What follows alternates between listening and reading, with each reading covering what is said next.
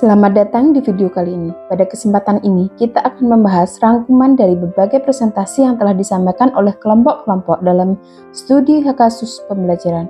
Kita akan mengulas tentang bagaimana pengimplementasian teori pembelajaran, khususnya Understanding by Design atau UBD, dapat dipadukan dengan pengalaman nyata yang ditemukan di lapangan. Mari kita mulai. Pertama-tama, kita akan membahas tentang pendekatan pembelajaran yang efektif. Banyak presentasi yang menekankan pentingnya menghubungkan materi pembelajaran dengan kehidupan nyata siswa.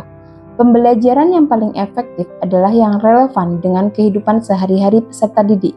Misalnya, mengajarkan konsep energi dengan menggunakan contoh peralatan rumah tangga seperti lampu dan ponsel.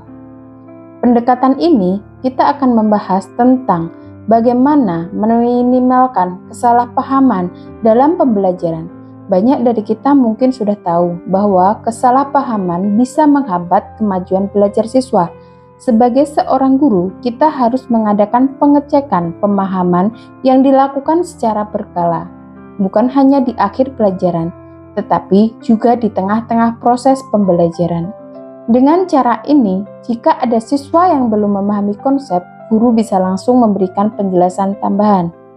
Ini sangat relevan dengan prinsip UBD yang mendorong penggunaan formative assessment, penilaian yang dilakukan selama pembelajaran untuk memantau pemahaman siswa dan mengidentifikasi bagian yang perlu diperbaiki.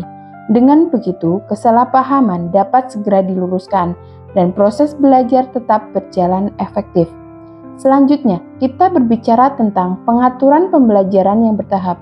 Banyak presentasi yang menyarankan untuk memulai dengan konsep yang sudah dikenal dengan siswa, baru kemudian berlanjut ke materi yang lebih kompleks. Beberapa guru selalu memulai pengajaran dengan hal-hal yang sudah dipahami siswa sebelum beralih ke topik yang lebih sulit. Pendekatan ini dikenal dengan scaffolding dalam teori UBD. Pembelajaran dilakukan secara bertahap agar siswa dapat membangun pemahaman mereka dengan cara yang tidak membuat mereka kewalahan. Dengan memberikan pengajaran yang progresif, kita memberi siswa kesempatan untuk memahami materi secara mendalam, langkah demi langkah. Dan terakhir, tentunya kita tidak bisa melupakan pentingnya keterlibatan siswa dalam pembelajaran. Banyak presentasi menekankan bahwa pembelajaran yang aktif dan interaktif sangat berperan dalam menjaga motivasi siswa.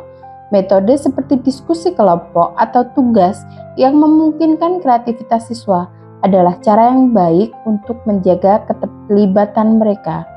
Ini sesuai dengan prinsip UBD yang menekankan bahwa pembelajaran harus relevan dengan minat dan kebutuhan siswa. Dengan memberikan ruang bagi siswa untuk terlibat aktif baik dalam diskusi maupun dalam proyek, kita dapat memaksimalkan pemahaman mereka. Selain itu, fleksibilitas dalam pengaturan pembelajaran, misalnya dengan menyesuaikan diri pembelajaran tatap muka ke daring, juga sangat penting untuk mempertahankan keterlibatan siswa dalam berbagai kondisi. Secara keseluruhan, meskipun setiap kelompok membahas topik yang berbeda, semua temuan yang dibagikan sangat berkaitan dengan prinsip dasar dalam desain pembelajaran yang efektif. Dari pengaturan materi yang relevan, pengecekan pemahaman yang terus-menerus, hingga pengajaran yang bertahap dan interaktif. Semua ini adalah bagian dari strategi untuk memastikan bahwa tujuan pembelajaran tercapai dengan maksimal. Semoga rangkuman ini bermanfaat dan memberikan gambaran yang jelas tentang bagaimana teori UBD dapat diterapkan dalam situasi nyata di lapangan. Terima kasih telah menyaksikan. Sampai jumpa di video berikutnya.